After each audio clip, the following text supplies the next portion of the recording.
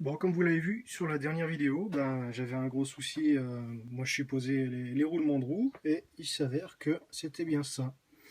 Donc, j'ai quelques résidus dans le cache-poussière et si on regarde bien le roulement, il manque une poignée de billes. Certaines sont complètement bouffées. Alors, regardez le jeu qu'on a.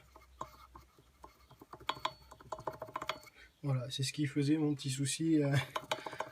En roulant, la roue qui avait tendance à avoir des mouvements un petit peu bizarres, comme si le pneu était crevé. C'était le roulement qui était mort, et il y avait donc un jeu dans l'axe.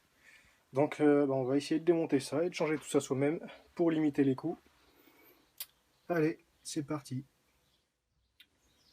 Voilà, donc je vous montre tout. De l'autre côté, on a donc là j'ai démonté la couronne, hein. Je vous passe la chaîne.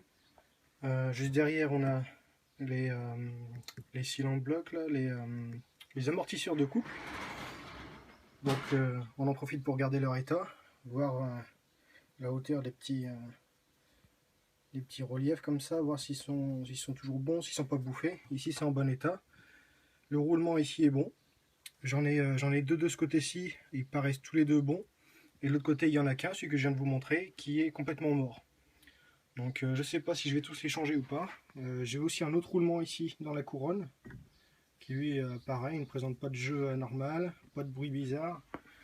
Donc je vais voir. En tout cas. Voilà, j'ai sorti tous les roulements.